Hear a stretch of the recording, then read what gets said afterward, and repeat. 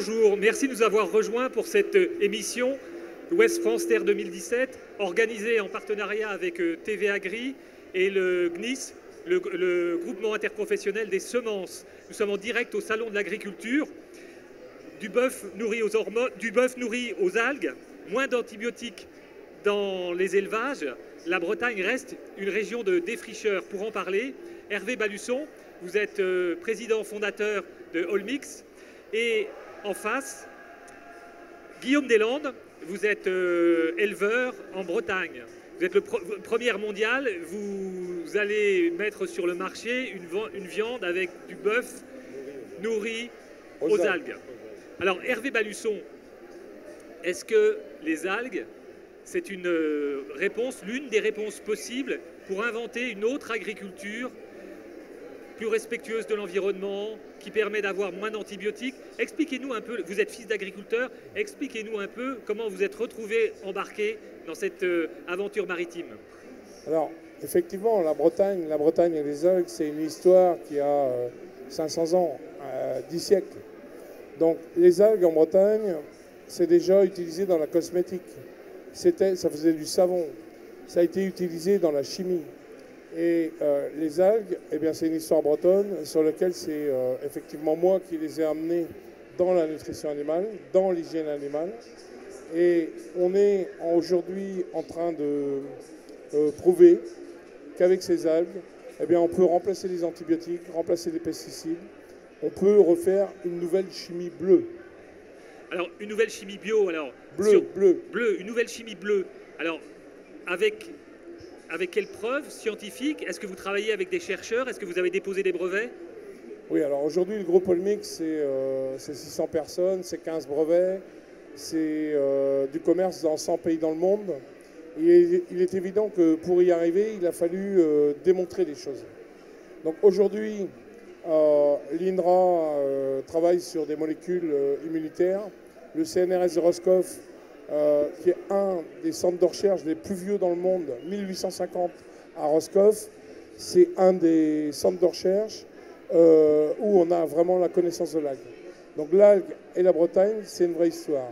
Donc l'INRA, aujourd'hui l'INSERM, démontrer qu'un bœuf, qu'un poulet, qu'un cochon qui a été soigné avec des algues a un intérêt sur la santé humaine. Guillaume Deslandes, vous êtes éleveur dans le Morbihan. Oui. Qu'est-ce qui vous a fait vous lancer dans cette expérience avec des animaux dans lesquels on intègre des algues dans la ration? Le but déjà pour commencer c'était le sans antibiotiques qui m'a plu. Et ensuite on va voir sur la qualité de la viande, mais le but c'était vraiment le sans antibiotiques. Et depuis que j'utilise les algues, en fait, depuis tout l'hiver, j'ai pas eu une bête de malade. Donc j'ai pas utilisé du tout d'antibiotiques et tous les animaux sont en forme en fait. Comment est-ce que vous vendez votre viande? Est-ce que vous pensez qu'il y a un marché pour une viande garantie justement avec sans antibiotiques? Et est-ce que les algues peuvent vous offrir un supplément finalement, une valeur ajoutée pour le consommateur? Ah bah ça on va voir après. Le but déjà c'est de produire de la viande saine, sans antibiotiques. Après on va voir, comme c'est que le début en fait, donc chaque étape, on va aller par étape en fait. Là, il va falloir le prouver. Il va falloir prouver scientifiquement que le fait de manger une viande qui a eu des algues a un effet sur la santé humaine. C'est à prouver, c'est le chemin qu'il faut maintenant emprunter. Alors, il y a un plan qui a été lancé par la France, moins 25% d'antibiotiques dans les élevages. Est-ce que vous pensez que les réponses apportées par Olmix aujourd'hui, c'est l'une des solutions? C'est une des solutions, voilà l'exemple. Son élevage, il n'a pas utilisé d'antibiotiques parce que son troupeau a mangé des algues, des produits à base d'algues, des produits Olmix, et il n'y en a pas eu un de malade. Combien d'éleveurs utilisent aujourd'hui vos solutions? On a des milliers d'éleveurs dans le monde, des milliers. D'ailleurs, l'INSERM aujourd'hui veut se servir de ces plateformes cliniques en fait pour voir les effets, notamment sur le cochon, pour amener sur l'homme. Un certain nombre de pays africains sont très ambitieux pour leur agriculture. Est-ce que vous êtes déjà présent sur ce marché? Eh bien, l'Afrique, croyez-moi, a très bien compris l'enjeu des algues. J'étais encore il y a 15 jours en Éthiopie, Premier ministre, ministre de l'Agriculture. Donc l'idée serait de lancer de la production d'algues inshore. La Côte d'Ivoire, l'aquaculture intégrée, production d'algues. Demain, ça peut être un gros sujet en Afrique.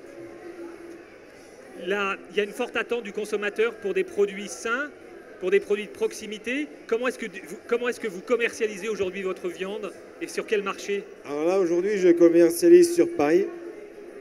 Tous les carcasses arrivent entières sur Paris dans les boucheries Le Bourdonnec. Boucherie Le Bourdonnec, quand vous leur avez parlé de l'expérience que vous conduisiez en Bretagne, quelle était la réaction? Ah bah, ils sont preneurs, hein, ils sont très... Bah, ils veulent essayer vraiment, vraiment le bœuf aux algues, quoi. Hervé Balusson, quand vous voyagez en Afrique, quand vous voyagez en Asie, comment est-ce qu'on regarde la Bretagne et son agriculture? Ben, beaucoup l'envie, une agriculture très technologique, très haut de gamme, une agriculture avancée. Et surtout, je pense qu'aujourd'hui, bien, il faut vendre le terroir, il faut vendre le territoire. Et le terre-mer, ça c'est un sujet. Parce qu'aujourd'hui, on est au salon, le consommateur est en recherche de la santé. Et malheureusement, on va évoluer vers une consommation de poissons. Pour ça qu'il va falloir lancer l'aquaculture intégrée pour produire du poisson. Mais on peut aussi expliquer au consommateur que si le cochon, le bœuf, le poulet, la dinde, elles ont mangé des éléments de la mer, on peut leur amener les mêmes éléments que le poisson. Et ça, je pense que la Bretagne, elle a un enjeu là-dessus, d'arriver à faire travailler la terre et la mer en même temps.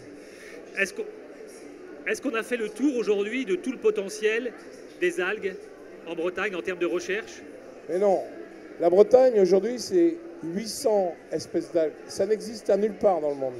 La Bretagne, c'est un marnage d'eau exceptionnel qui nous fait une biosécurité exceptionnelle. La culture de l'algue, c'est 500 ans, c'est des millénaires. Donc, on a tout pour réussir sur ce sujet. Et en plus, on a une agriculture aujourd'hui, il faut qu'elle trouve des solutions pour arriver à monter des filières à valeur ajoutée. Ce n'est pas la solution, c'est une des solutions. Les algues vertes empestent les rivages bretons chaque année. La Bretagne se soigne, il y a des progrès réalisés, mais est-ce qu'on ne pourrait pas imaginer de faire des algues vertes une ressource également? On va commencer à cultiver de l'algue verte sous serre, notamment avec le président de la Cicale de Saint-Paul-de-Léon, Jean-François Jacob. Et c'est vrai que c'est un sujet qui interpelle, mais c'est un vrai sujet, c'est la protéine de demain. Merci Hervé Balusson, merci Guillaume Deslandes. Merci.